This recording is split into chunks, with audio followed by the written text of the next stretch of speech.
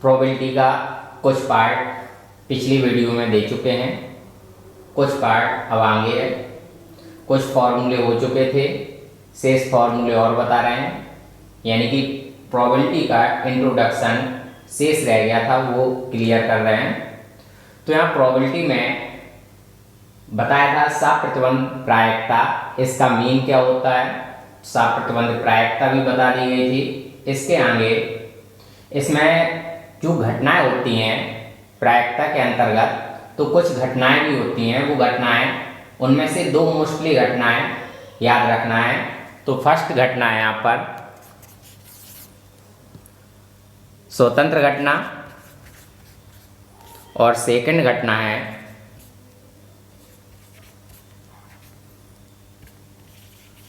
अपवर्जीय घटना।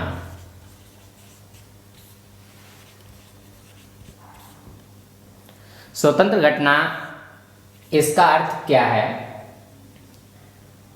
जब दो या दो से अधिक घटनाएं हो रही हैं और उनमें से दो घटनाएं या दो से अधिक घटनाएं एक साथ घटित हो जाती हैं, तो उसे हम स्वतंत्र घटना कहते हैं।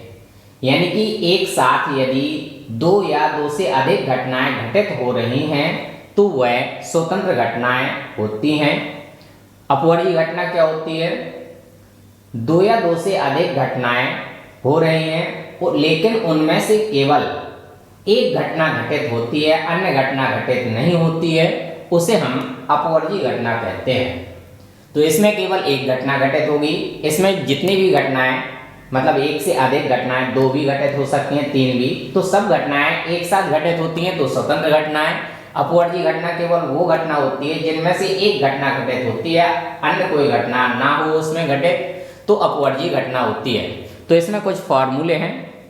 तो स्वतंत्र घटना के लिए फॉर्मूला रहता है P of A intersection B equal P of A into P of B। यानी कि इंटरसेक्शन B की प्रोबेबिलिटी A के प्रोबेबिलिटी और B के प्रोबेबिलिटी के मल्टीप्लाई के इक्वल होती है। अब अपवर्जीय में P of A union B, इसकी प्रोबेबिलिटी यूनियन के लिए P of A plus P of B के इक्वल होती है। तो ये अपवर्जीय के लिए और ये स्वतंत्र के लिए। इसमें इंटरसेक्शन की value P of A intersection B की वैल्यू 0 होती है। तो ये दोनों फॉर्मूले अपवर्जीय घटना के लिए होते हैं। यहाँ पर ये P A intersection B equal 0 formula पता होना चाहिए। P A यूनियन B होता क्या है, P A plus P B minus P A intersection B। जब यहाँ पर A इंटरसेक्शन B की वैल्यू 0 पुट कर देंगे तो फॉर्मूला बचेगा P of A union B equal P A plus P B। ये फॉर्मूला निकल आता है, इसको 0 कर देंगे क्योंकि इसकी वैल्यू 0। तो इसमें अपवर्जीय घटना के लिए जो फॉर्मूला होता है वो फॉर्मूला निकल के आ जाता है P A union B equal P A plus P B। ये फॉर्मूला निकल आएगा। तो यहाँ स्वतंत्र घटना और अपवर्जीय घटना दोनों के लिए फॉर्मूला जो भी यूज करना है, स्वतंत्र घटना बोला है तो ये होगा, अपवर्जीय घटना है तो अपवर्जीय घटना जैसे चेक करने के लिए आ जाता है, दो घटनाएं दी गई हैं, दोनों घटनाओं को चेक कीजिए कि ये क्या परस्पर अपवर्जीय घटना है या स्वतंत्र। यदि यहाँ पर अपवर्जीय घटना चेक करना है तो A और B का इंटरसेक्शन ले रहे हैं और इंटरसेक्शन 5 मतलब 0 आ रहा है, तो हम बोलेंगे ये घटनाएं परस्पर कैसी होंगी, अपवर्जीय होंगी।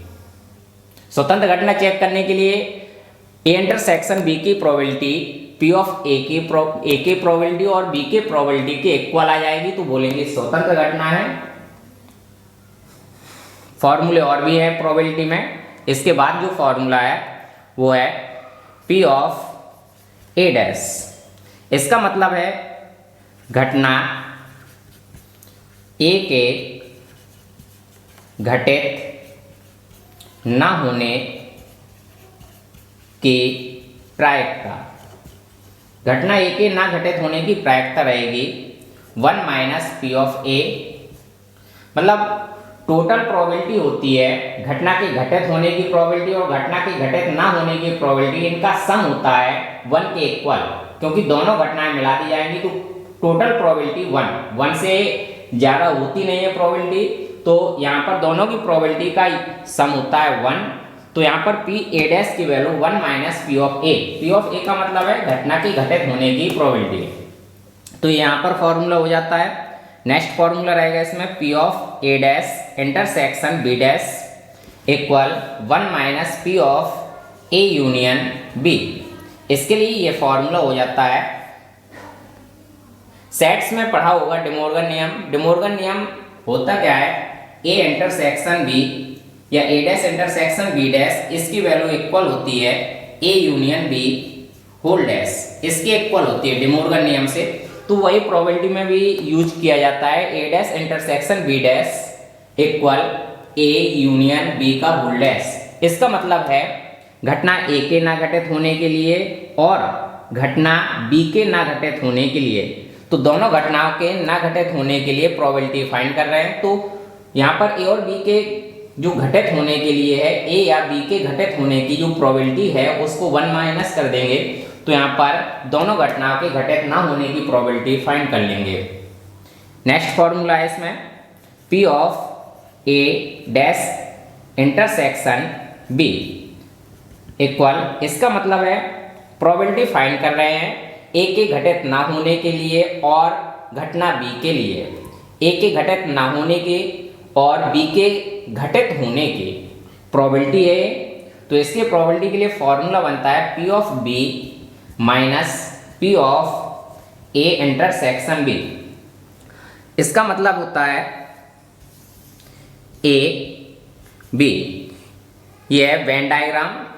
इसमें ये वेन डायग्राम जो है ए के लिए, ये वेन डायग्राम बी के लिए।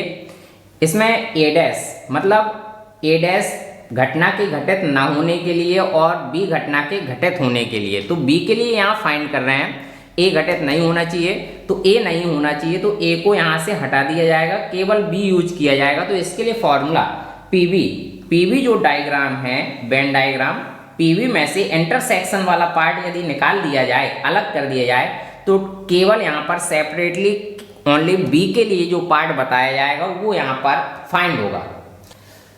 नेक्स्ट फॉर्मूला है P of A intersection B dash. इसके लिए फॉर्मूला रहेगा यहाँ पर, इसका मतलब है जो प्रोबेबिलिटी फाइंड कर रहे हैं घटना ए के घटित होने के लिए और बी घटना के ना घटित होने के लिए प्रोबेबिलिटी फाइंड कर रहे हैं। तो इसके लिए फॉर्मूला बनेगा P A minus P A intersection B. इसके लिए ये फॉर्मूला हो जाएगा, मतलब सेम वैसा ही जो पिछले में बताया था। इसमें जो वेन डायग्राम होगा ए और बी, इसका मतलब यहाँ पर ए घटना घटित होनी चाहिए और जबकि बी घटना घटित नहीं होना चाहिए। तो यहाँ पर यदि ए की बात की जाए तो जो ये ए वाला पार्ट है, इसमें इतना पार्ट बी के लिए भी बता रहा है घटना बी घटित हो रही है। तो अपन को केवल यहाँ पर कितना पार्ट चाहिए, ए घटना घटित हो रही है और बी घटना घटित नहीं हो रही है, तो इतना पार्ट यहाँ से अलग करना पड़ेगा। तो केवल इतना पार्ट बचेगा, इतना पार्ट के लिए निकालना है।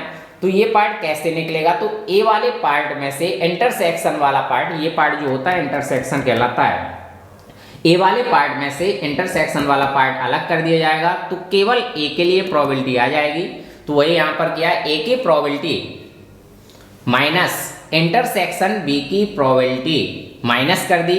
जब इतना पार्ट माइनस किया तो ओनली ए के लिए प्रोबेबिलिटी बच जाएगी। तो ये इसके लिए भी फॉर्मूला हो जाएगा।